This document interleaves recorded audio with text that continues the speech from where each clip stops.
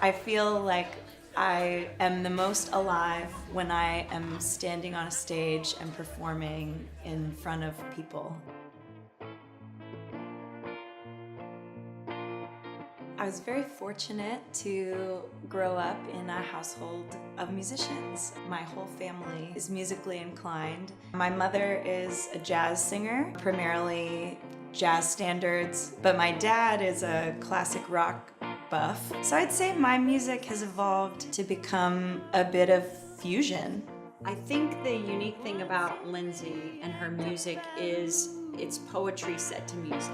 I am a verbal person. Sometimes I'll write a poem. Sometimes it'll just be a hook, like the chorus will come to me first, and I'll sit down with that initial seed. I think the studio is fantastic for the vocal effects. Being able to put reverb on my voice when I'm messing around with a new song, that is such a game changer. Kismet Vintage is my second home. The environment is very open and welcoming, nurturing, and I find that it's a wonderful place to work when I'm not on the road. It inspires my songwriting on a daily basis. Well, I'm born and raised in South Florida and was lucky to have a really strong sense of community in my fellow musicians as a young girl. I moved around a bit, but ultimately found myself back on the same block where I started going